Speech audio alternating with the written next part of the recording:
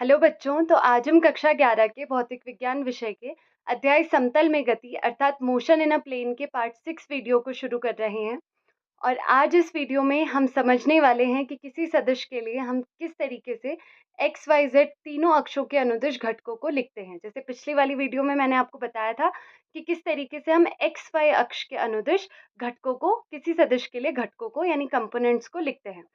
उसके बाद हम सदिशों के योग को, जैसे हमने सदिशों का योग निकालना सीखा है कि दो सदिशों को आप कैसे जोड़ेंगे, वैसे ही हम एक अलग तरीके की इन्हीं के आधार पर जो हम यहाँ पे सीख रहे हैं घटकों के आधार पर उनको उसका उस पूरी विधि का एनालिसिस करेंगे, उस योग की विधि का सदिशों के लिए।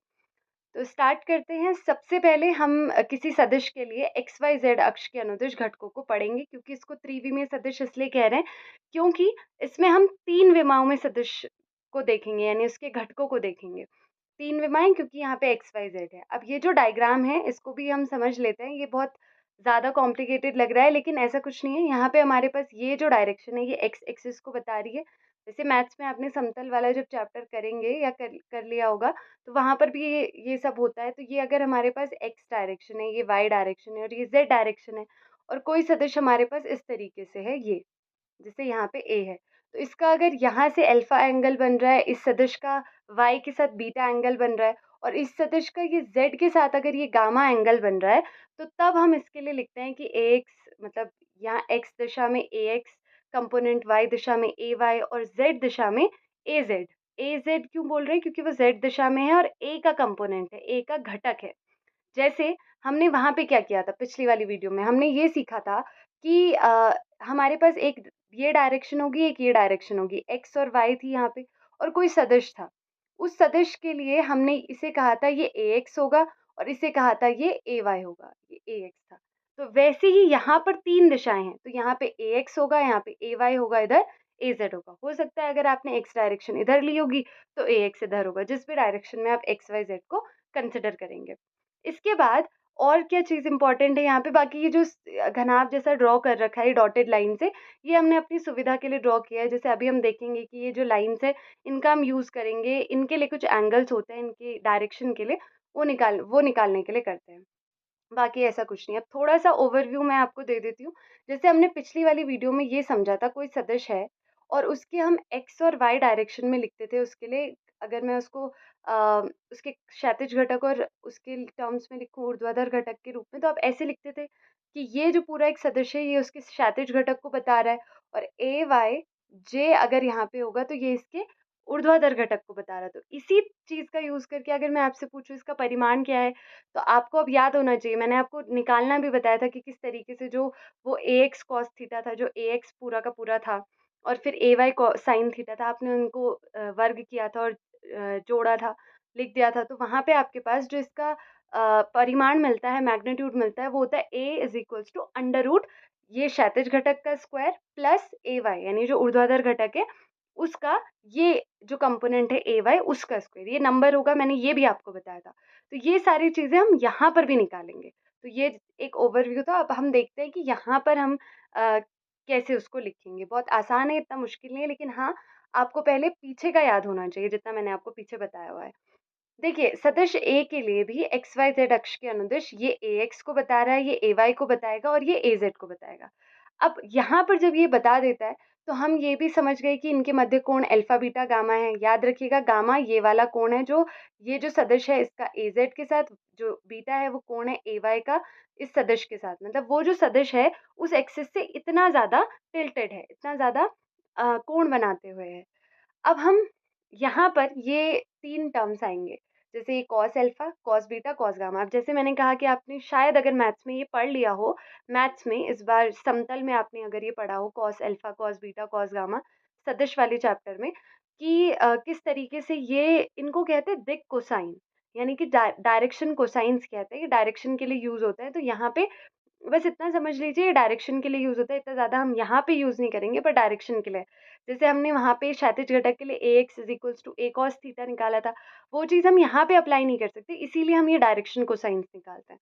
तो आप ये समझिए कि कैसे निकालें। वैसे अगर आप याद कर लें सीधे तो भी ठीक है, लेकिन एक बार निकालना देख लेते हैं। हम यहाँ पर कोई त्रिभुज ढूँढेंगे। जैसे अगर हम कॉस अल्फ़ा के लिए निकालना चाहते हैं, तो कॉस अल्फ़ा देखिए यहाँ पे अल्फ़ा है और ऐसा निकालना है जिसमें एक्स भी इंक्लूड हो रहा हो। तो एक्स हमारे पास ये है। अब कोई सोच सकता था कि हमारे पास हमने ये वाला त्रिभुज क्यों नहीं लिया? तो इसमें एक्स नहीं था, पूरा का पूरा एक्स बाहर तक है, यहाँ तक है। तो इसीलिए हम ऐसा लेंगे जिसमें एक्स हमारे पास आ रहा हो, क्योंकि हम क्या देख रहे हैं? एक्स के लिए देख रहे हैं। पहला कंपोनेंट एक्स होता है, फिर वाई, फिर जेड ना, इसीलिए एक्स के लिए देख रहे हैं। तो एक्स इधर है आपका। तो इसके लिए हम त्रिभुज बनाने के लिए यहाँ से एक डॉटेड लाइन खींच सकते थे। उस डॉटेड लाइन से हमें क्या मिलता? उस डॉटेड लाइन से हम इस तरीके से खींचते कि ये वाला जो मैंने ये वाला ड्रॉ किया 90 डिग्री का एंगल बनता। और यहाँ पे आप जानते हैं कि हम यहाँ पे फिर ट्रिग्नोमेट्रिक फंक्शन से आप कॉस अल्फा का मान निकालेंगे, आप टेन अल्फा का कुछ भी मान निकाल सकते हैं। खैर हमें इतना लंबा मान नहीं निकालना। हम फिर सीधे लिखते हैं कि अल्फा से हमें संबंध स्थापित करना है। अब ये चीज़ वैसे आपने मैथ्स में 10th क्लास में पढ़ी होगी। अगर जो भी हमें एंगल होता है, उसके सामने वाला होता है उसका अ, कर्ण लंब, है ना? सामने वाला लंब होता है और आधार उसका नीचे वाला होता है। और जो कर्ण होता है वो कैसे देखते हैं आप किसी त्रिभुज में? जो 90 डिग्री का एंगल होता है, यानी कि ये, उसके जस्ट आगे वाली भुजा, यानी कि ये। सबसे लंबी भुजा भी होती है, पर कई बार इसको डिटेक्ट करना मुश्किल होता है। तो जो 90 डिग्री होती है उसके सबसे आगे वाली भुजा। तो मैंने ऐसे ड्रॉ किया था, थोड़ा-सा ये बाहर चला गया है। तो ऐसे ड्रॉ किया था, ये वाला 90 डिग्री है। तो अब आप यहाँ पे कॉस अल्फ़ा कैसे लिखेंगे? देखिए कॉस अल्फ़ा ये है, अल्फ़ा के आगे वाला जो होगा वो लंब होगा, यानी कि आधार, क्योंकि कॉस का मतलब है आधार बटे कर्ण। तो कॉस अल्फ़ा में एक्स अपॉन क्या आएगा? कर्ण।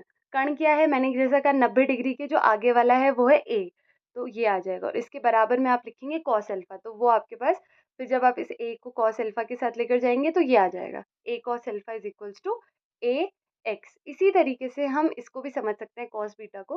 कॉस बीटा देखिए यहाँ पे है, ठीक है? ए वाई हमारे पास यहाँ पे है। अब इसके लिए तो ये डॉटेड लाइन खींची हुई है, तो यहाँ पे हम इस तरीके से कि ये 90 डिग्री का एंगल बने। तो अगर आप कॉस बीटा का मान निकालें इस त्रिभुज की सहायता से, तो कॉस बीटा का ये आपके पास ए वाई, ये इसका आधार है, क्योंकि इसका जो लंब होगा वो इसके आगे वाला होगा। और कर्ण कौन सा होगा? अब देखिए आप कंफ्यूज हो सकते हैं कि ये वाला तो इसका आधार हो गया भाई, इस वाले त्रिभुज का, पर वो इसका आधार क्यों नहीं हुआ? क्योंकि ये 90 डिग्री है और 90 डिग्री के आगे वाला होता है आपका कर्ण। अब हो सकता है कि यहाँ पे देखने से क्या लग रहा है कि वो तो छोटी भुजा है, वो कैसे कर्ण, जो सबसे लंबी भुजा होती है वो हो सकती है? पर वो इसलिए है क्योंकि वो 90 डिग्री के आगे वाला है। तो इस तरीके से बनाना है कि ये 90 डिग्री यहाँ पे आ जाएगा आपका, ठीक है? इसी तरीके से ये वाला कॉस बीटा वाला भी निकल जाएगा। कॉस गामा के लिए, देखिए कॉस गामा के लिए यहाँ पे थोड़ा डिटेक्ट करना मुश्किल है। देखिए कॉस गामा आपका ये है, तो आप ऐसे, ये वाला तो आप ऐसे नहीं बना सकते। क्यों? क्योंकि यहाँ यहाँ अगर हमने बना दिया तो कॉस गामा आपके पास केवल इतना ही नहीं है। कॉस गामा इस ए से लेकर इधर है, मतलब कॉस गामा आपके पास यहाँ से यहाँ तक है। केवल इतना ही नहीं है जो इस त्रिभुज में आ जाए। तो आपको इस तरीके से त्रिभुज बनाना है कि वो 90 डिग्री भी मिल जाए। तो आप ये जो ए है, ये और ये ए जेड आपके पास है, उनके बीच में हल्का सा थोड़ा सा डिफरेंस है। ऐसे नहीं कि ये सीधी लाइन है ना? तो हल्का सा उनके बीच में थोड़ा सा डिफरेंस है। तो आप यहाँ से एक ऐसे करके त्रिभुज खींचते हैं, यानी कि इस तरीके से, ताकि ये ऐसे मिल जाए। तो ये एक त्रिभुज बन जाता है, जिससे कि यहाँ पे 90 डिग्री हो जाएगा। तो कॉस बीटा इस पूरे के पूरे कॉस गामा इस पूरे के पूरे त्रिभुज में आ गया। कॉस गामा का मान कितना हो जाएगा? आधार हो गया ए जेड और अपॉन ए, क्योंकि ये ना 90 डिग्री आप बनाएंगे यहाँ पे इस वाले घनाभ के उस पे, तो वहाँ पे 90 डिग्री होने की वजह से जो ए होगा वो आपके पास कर्ण हो जाएगा। यहाँ पे थोड़ा वो हो गया, बहुत सारा। तो मतलब ये त्रिभुज ऐसे बनेगा कि ये ए ऐसा है, ये ऐसा है। तो ये आप ऐसे में भी बना सकते थे, लेकिन उधर से फिर गामा नहीं आएगा। तो इस तरीके से बनाएँगे कि इधर से बनाएँगे और गामा फिर ऐसे में आ जाएगा। ठीक है? यहाँ पे थोड़ा कंजेस्टेड है, इसलिए वो बन नहीं पा रहा है, वरना इस तरीके से और इसको ऐसे करके कि यहाँ पे एक भुजा बन जाए, ऐसे बन जाएगा। तो ये ऐसे करके यहाँ पे बन जाएगा। तो वो पूरा का पूरा आ सकता है, ठीक है? एक बार आप कॉपी में ज़रूर बनाएँगे इसको, पर वो निकल जाता है। पर इस तरीके से वो निकलेगा और ये ध्यान में रखना है कि किस तरीके से हमने इसके लिए त्रिभुज ड्रॉ किया था, ठीक है? अब इसके बाद हम, जैसे मैंने आपको कहा कि ए को आप इसके एकांक सदिशों के रूप में कैसे लिखेंगे, जैसा हमने द्विविमीय यानी कि जब हम एक्स वाई में लिख रहे थे वैसे ही लिखेंगे। अब यहाँ पे बस एक कंपोनेंट और आ गया जेड का, ठीक है? आगे हम इसका परिमाण भी लिख सकते हैं, A is equals to under root तीनों कंपोनेंट का स्क्वायर। ये मैंने आपको शुरू में ही बताया था। और किसी सदिश आर के लिए आप इसका मान ये लिख सकते हैं, जिसका कोई भी सदिश अगर आर होता है, x के according x, y, j, z और फिर i, j के बता रहे हैं उनके एकांक सदिश, उनकी दिशा को दिखाने के लिए वो लिखे गए हैं। तो ये चीज़ें आपको ध्यान में रखनी है किसी भी त्रिविमीय सदिश के लिए। अब हम समझते हैं सदिशों का योग विश्लेषणात्मक विधि। अब ये है क्या? देखिए यहाँ पे अभी तक हमने क्या सीखा है कि हम सदिशों का योग करें कि त्रिभुज का नियम, समांतर चतुर्भुज का नियम, लेकिन ये विधि है जो हमने ये पीछे सीखा है। इसके आधार पर यानी कि इन कंपोनेंट्स के आधार पर आप किस तरीके से दो सदिशों को जोड़ते हैं वो। लेकिन अब आपको थोड़ा समझना है कि यहाँ पे हम भिन्न भिन्न सदिशों को उनके संगत घटकों के आधार पर तो जोड़ रहे हैं, पर इसकी जरूरत क्या है? जबकि हमारे पास ये विधि थी तो इसकी ज़रूरत क्या थी? इसकी आवश्यकता क्या थी? क्योंकि जब आप किन्हीं भी 2 सदिशों को जोड़ते हैं, तो इस विधि जो ये सदिशों को जोड़ने की ग्राफीय विधि है, कभी-कभी ऐसा होता है कि ये विधि थोड़ी-सी जटिल हो जाती है। क्योंकि अगर हमारे पास कंपोनेंट है, तो कंपोनेंट में क्या होता है अभी मैं आपको बताऊँगी, तो डायरेक्टली जोड़ना होता है। इतना कुछ चीज़ें नहीं होती कि आपको ग्राफीय निरूपण करना है या इस तरीके से जोड़ना है। तो नॉर्मली आपको घटकों के रूप में जोड़ना होता है, इतना ज़्यादा कुछ नहीं होता है आपके पास। तो इस उसकी जो सिंप्लिसिटी होती है इस विधि की वो ज़्यादा होती है, इसलिए हमारे लिए ये जो विधि पढ़ना होता है वो ज़रूरी होता है और आसान है। आप अभी जब वीडियो के एंड में देखेंगे तो ये आसान विधि है, आपको भी ये आसान लगेगी। तो करते हैं इसकी स्टार्टिंग। आसान विधि है तो साथ में कॉपी लीजिएगा, पेंसिल लीजिएगा, पेन लीजिएगा और इसको सॉल्व कीजिएगा मेरे साथ। 2 सदिश हैं ए और बी, इस तरीके से है कि ए आपका हमने 2 विमीय लिए हैं यानी कि एक्स और वाई के अकॉर्डिंग ही लिए हैं अभी, मैंने कि जेड डायरेक्शन को नहीं लिया है अभी। तो ए एक्स आई और ये तो आप परिचित हैं इससे। अब मैंने दूसरा सदिश भी लिया।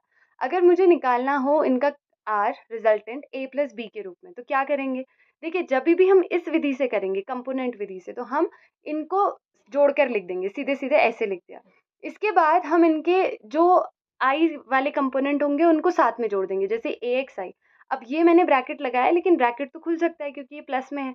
तो यहाँ पर जो आई आई वाले हैं वो साथ में जुड़ जाएंगे। जैसे इसकी वैल्यू अगर होती 2i प्लस इसकी आई की वैल्यू होती 4i, तो ये 6i बन जाता है एक साथ जुड़ के। यानी कि आई आई वाले साथ में जुड़ जाएंगे, एक्स डायरेक्शन वाले, एक्स दिशा, एक्स अक्ष की तरफ वाले। और ये जो वाई वाले होंगे, जैसे अगर ये 1 होता 1j और ये होता 5j, तो वो 5 और 1 जुड़ जाते, लेकिन वो 5 1 प्लस मतलब 6j हो जाता, लेकिन वो फिर इस 6i के साथ नहीं जुड़ सकता था कि 12ij लिख दिया आपने, नहीं, फिर वो 6i प्लस 6j लिखा होता। तो मतलब इसको हम यहाँ पे कैसे समझ सकते हैं कि हमने इसको इस तरीके से लिख दिया कि ए एक्स आई बी एक्स आई साथ में लिखा, तो उनका क्या आ जाएगा, उनका जो नेट टोटल रिजल्टेंट है एक्स दिशा में उसको हम आर एक्स आई लिख सकते हैं। यानी कि इस आर का जो एक्स दिशा में टोटल है वो आर एक्स आई, और ये ए वाई जे और बी वाई जे को हम लिख सकते हैं आर वाई जे। तो ये तो आप समझ गए होंगे कि किस तरीके से ये चीज़ हुई है।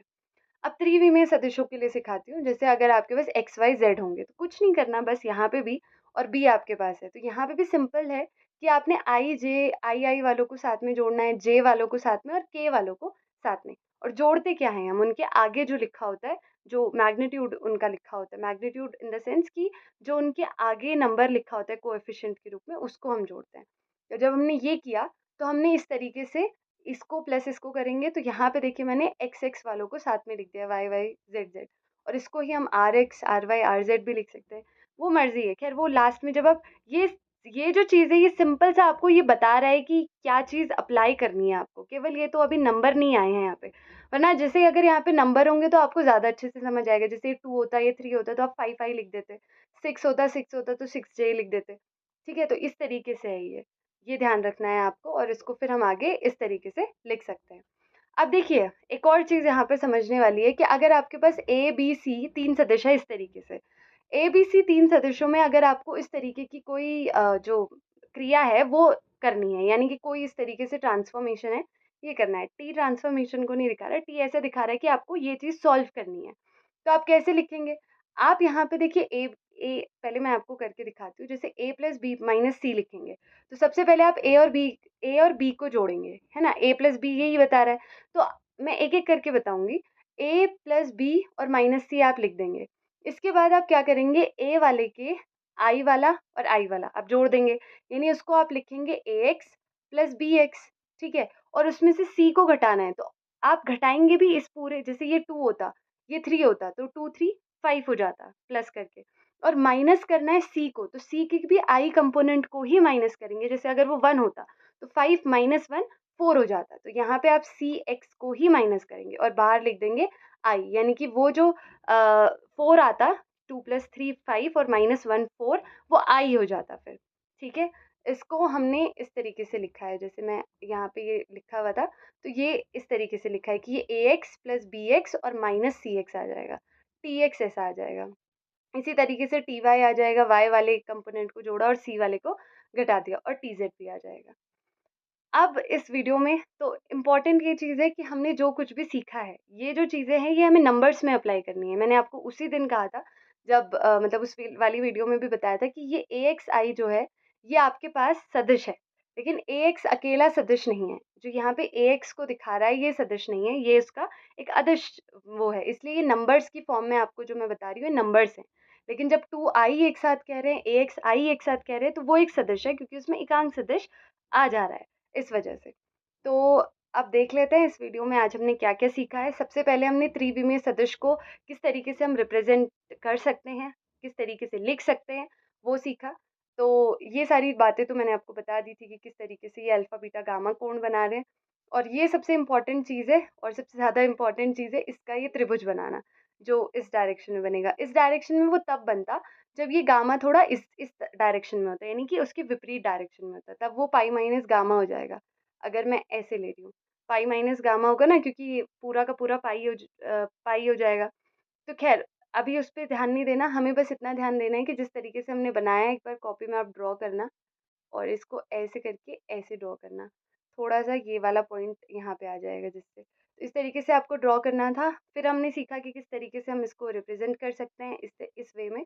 इसका परिमाण हमने देखा, जैसा हमने एक्स वाई में देखा था द्विविमीय में, और फिर किसी सदिश आर के लिए आप इसको कैसे दिखा सकते हैं, हमने वो देखा।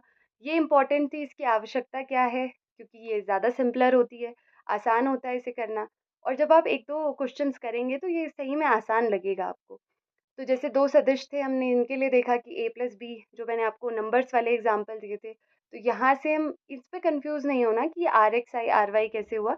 नॉर्मली जब आप A X plus A Y के आई आई वाले, यहाँ पे एक चीज़, जब आप इसके इसके ये वाले और इसके ये वाले कंपोनेंट्स को एक साथ जोड़ेंगे तो वो आर एक्स आई बन जाएंगे। फिर इनके जे जे वाले कंपोनेंट्स को जोड़ेंगे, क्योंकि वो वाई डायरेक्शन में है। क्योंकि ऐसा होता है ना कि कोई भी चीज़, जैसे अगर मैं आपको कहूँ 2x प्लस 3y को आप जोड़ो, तो आप इनको 5xy नहीं लिख सकते, या आप इनको 5x नहीं लिख सकते। क्यों? क्योंकि इनके साथ जो चर है वो अलग है। तो इसीलिए जो i है उसको आप i में ही जोड़ोगे, j में नहीं जोड़ सकते। सिंपल सा ये फ़र्क होता है इनमें, जैसे चर में हम देखते हैं। इसके बाद हमने त्रिविमीय सदिशों के लिए योग को भी यहाँ से समझ लिया था, तो आसान था। ये सारी दोनों ही सेम थे, बस एक कंपोनेंट उसमें ऐड हो जाता है त्रिविमीय में। अगली क्लास में हम उदाहरण 3.2 और उदाहरण 3.3 को समझेंगे। तब तक के लिए आप इन सारे कॉन्सेप्ट्स को जो अभी तक हमने सीखे हैं उन सबको अच्छे से क्लियर कर लेना। अभी के लिए थैंक यू।